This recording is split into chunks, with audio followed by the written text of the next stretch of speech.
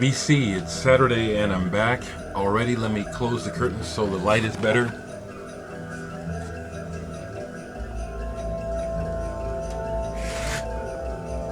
Turn this down for a second.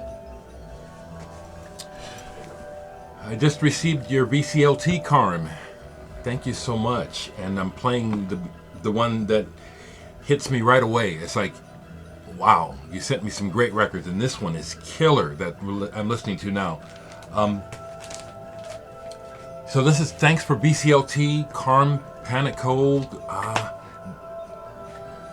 I get people's online names mixed up. Is it Dark Dub or is it another one? I forget, but Carm is someone who I've not met, but feels like a real friend. When I watch his videos and I see his comments, he feels like a real genuine person that I would be happy to be associated with. And he told me he was, thinking of sending me some stuff a while back, and it finally came today. Sent me 3 records. I couldn't be happier. I'll show the one I'm playing last because it's the one that's hitting me really positive. I liked all 3. You really know what I like, Carm, and I appreciate these records so much. But I'll save the best one for last as far as what's hitting me right away. So thank you so much. You know what I like, and it's very similar to your taste. So you sent me this album by Stephen R. Smith, Cities. Beautiful minimalist cover. It's on the Immune label out of Chicago. This was released in 2009. This is ambient, where he's using piano and other instruments to create, I'd say, a kind of a wash effect like the cover. And this is nice. I imagine that this one, when I really listen to it again and get all the way through it, that it'll really connect. But it connected right away. I think it was by the time we got to The Paling Day, the 3rd track, it's like, okay, yeah, this is working. Yeah, Stephen R. Smith plays everything on here. Nice work. Ambient is what I'd call it. The other one, which is I'm gonna love showing this. I just love records like this. This is a reissue of a synthesizer record from the 80s by Rudiger Lorenz, Invisible Voices. I remember this release, never had a chance to own it. Thank you so much, Carm, for getting me the reissue. Number 798 out of 1,000. I love that cover. And it fits. There's, cheese is not the right word. It's more like, I think really the word I would use for this is like, there's a certain amount of self-indulgence on this album where the person is how would I put it? The reason why I say self-indulgent is because as a musician myself, making music like this at the time, I would have probably, this is a criticism, but it's not a personal one to anyone. It's just like, I probably would have waited till I had some better material to release. This is neat.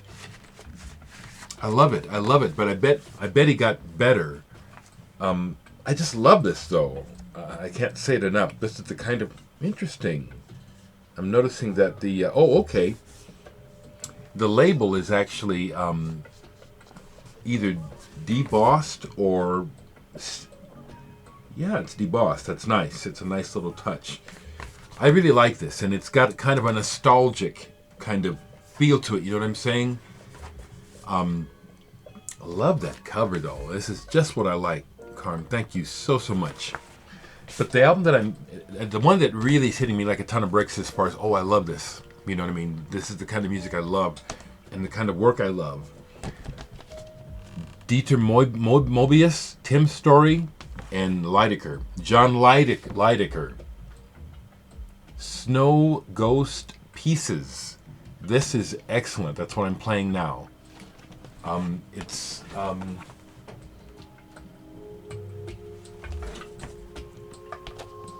they just set it up and let it This shit is set up nicely. That's what I gotta say. Yeah, we can. This is very nice. You know, when I listen to music, it's just natural to compare to myself and think about my own work in relation to others, and so that comes to mind. Not that I have anything to share about it, but that comes to mind always when I listen to other people's music, especially when there's some similarity to what I'm working on. I'm liking what I'm hearing here. 2014 release. Thank you so much, Carm. Thank you. VCLT, Vinyl Community Love Train, people sharing music and the like. It's a lifesaver. Thank you. I want to share with you that Myths and Realities truly is a smashing success. Savas Georgiadis over there in Greece, thank you so much for doing this with me. I cannot wait for your edition to drop, the gray vinyl European version, because I'm almost sold out, literally. This is number 101. I have 24 copies left to sell because I'm going to keep 2. I kept number 1 and I'm going to keep the last one. Number 120. Yeah, I'm keeping those. Curtis Taylor, you have number 2? Yeah, that's an honor, isn't it? I've been going, like I said, I've been going through, actually, what's happened now is I've started to put down grid work for new versions of some of this old music. I've done it with 5 songs so far. One of them I uploaded, 9702. That's when I originally got that idea, was September 7th, 2002. The version you hear on SoundCloud is played on a MIDI keyboard, but I wrote it on guitar. But I love being able to realize it on the keyboard, and I'm in love with that track. I can't. It just. It's just really. It's my own music, you know. Touches me deeply. It's on SoundCloud. But people are responding, and also I'm having a few folks listen to me, and I've had a couple of orders come in for Nice. I guarantee you, if you're getting off on this and you don't have Nice, you will love Nice as well. It's the same body of work, same work. Some of the songs are from the same sessions that these came from. So the next one to go out is number 101. And like I said, I have 24 more copies that I have to sell. And then it'll be then if you haven't got it and I'm sold out, you'll have to get a hold of Kinetic Records in Greece, and they still haven't posted it yet on the site. So they're apparently still waiting for the vinyl to come. But the response has just been overwhelmingly positive. Can't say it enough. Thank you so much, people. Thank you so much. If I can just keep this going like this, I can make it for a while longer. You know what I'm saying? I'm not concerned about becoming rich. I'm just concerned about keeping going, you know, making a profit, you know. Adding to it would be nice, but I see, you know, here's my rant. It's not a rant, but it's the comment that is always there. I see what the return of just being solely focused on profit and gain, I see what it's doing to us as a group of people, which is it's unsustainable. And yet we have just innumerable people that's like they're just going to just take it until the store is empty. And that's what's going on with the planet. We'll just rape it until it's empty. But that's not my mentality. And I want to rail against it because it's not necessary. Greed is not good and not necessary. Having what you need and being able to enjoy a little bit is fine. You know, having the balance tipped completely like this, which is the way it is, 1%, 99%. You know what I'm saying? That's the way it is in the world right now. That's ridiculous. It's wrong, you know. For a long time, because of things that I have taken from philosophical and spiritual information that makes sense to me, for the longest time I've tried to shy away from using the words right and wrong because they're so relative, you know what I mean? Right and wrong are concepts more than hard. I mean, in the world, we know what we think right and wrong is, but that's what I'm saying. It's like, for the longest time, I wouldn't say things like, you know, well, it's wrong, greed is wrong, you know, but I'm saying it now because it's ongoing and it's unsustainable, and it's to me, when I look at the world and the way it's going, it's psychotic. The world is psychotic. The governments are psychotic. Corporations are psychotic. Gain, gain, gain. What's in it for me? We'll drill. We're going to drill here. We're going to drill in Alaska. Oh, it's safe. Oh, it's safe. Right. Not safe. You just want what you want. I ain't about that. So pleased that this album is selling so well and that it's successful, and that as a result, you know, I'm able to, you know, have a little bit of income to pay bills and do things. I'd like to keep that going. It's enough for me. I don't need to think about getting a Lamborghini or a big house. It's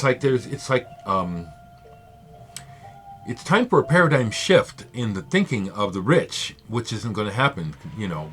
But from this perspective down here on the ground, from the poor person's side, looking at just how things are not getting better for people like me in general. My personal situation, I'm always trying to improve, like through my work here. But looking at how the deck is stacked, and the imbalance, it's wrong. It's time for a paradigm shift. That's what it will take in order for things to get better. Is that a realization, an awakening to, this ain't cool. It's not going to happen while I'm around, probably. I always got to say something about it, though, and I like the fact that people tell me over and over again, yeah, we want to hear it.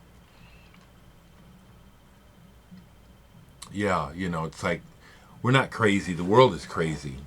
The world is crazy, The other day I was listening to NPR, and they were talking about Michelle Obama's commencement speech, where she kind of let loose on some racial stuff, and some guy calls in and says, I don't want to hear that.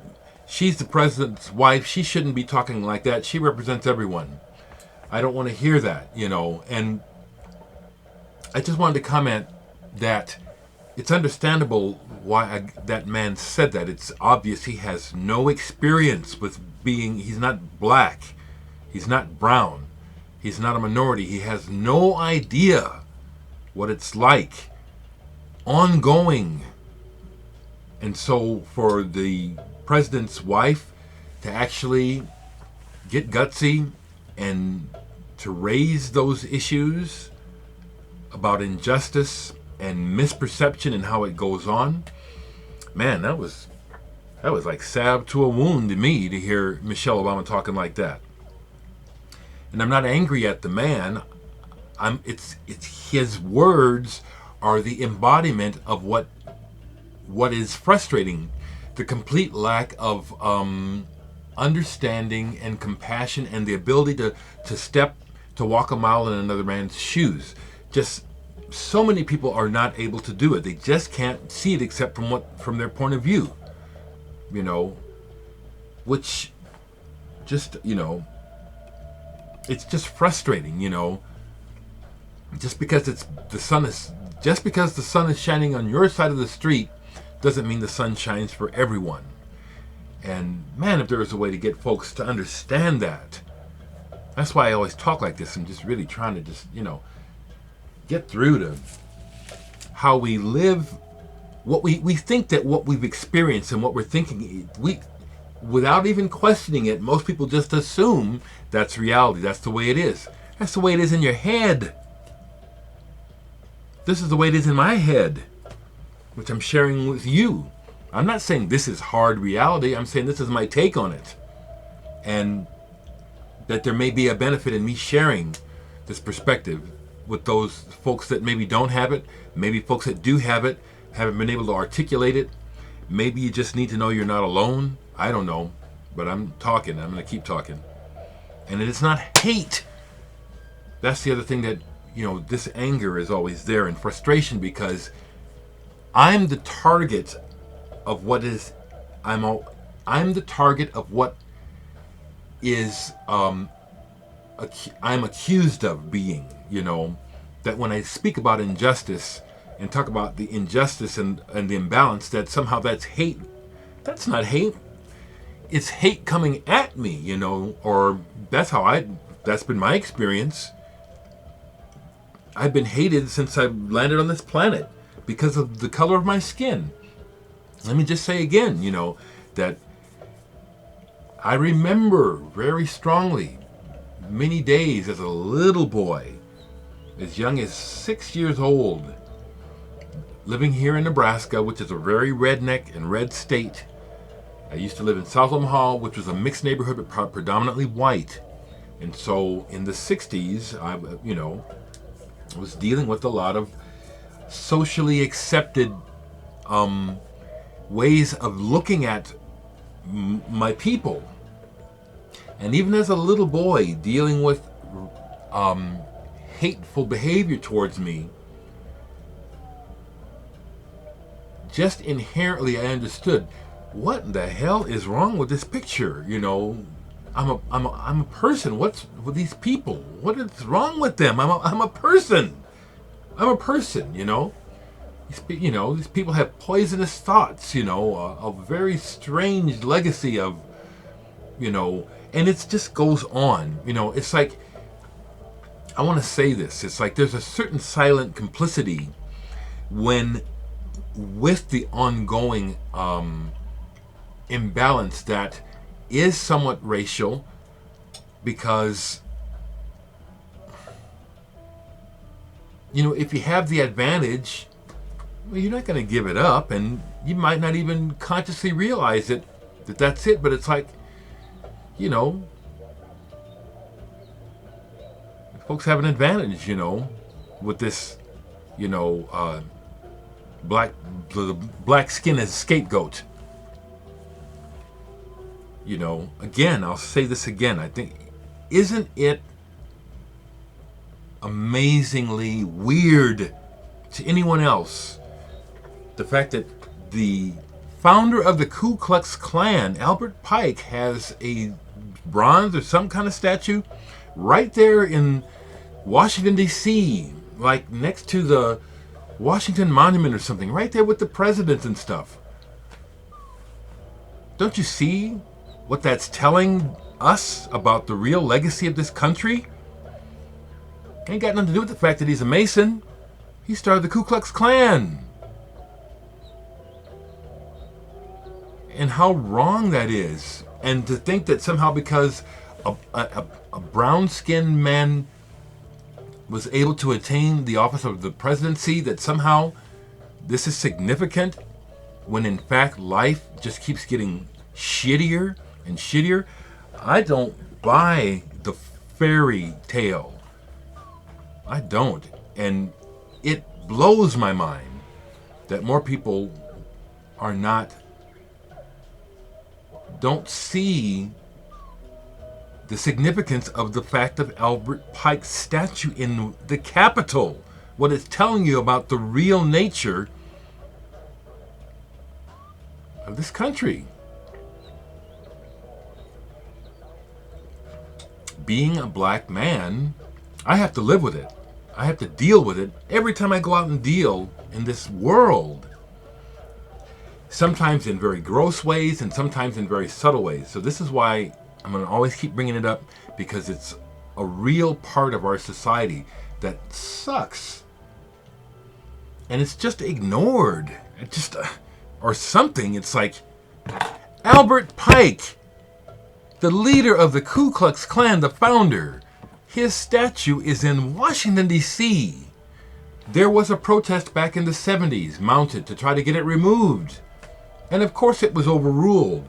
Some kind of bullshit about how he's so important as a Mason. Are you kidding me? That tells everything. A man whose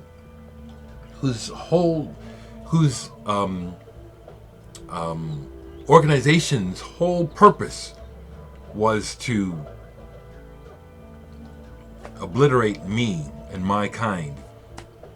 And he is enshrined like some kind of hero in the capital of this country.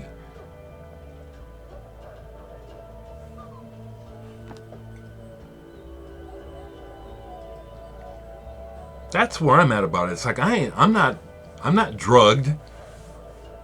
I'm not drugged by TV or whatever it is that's got everybody like, ooh.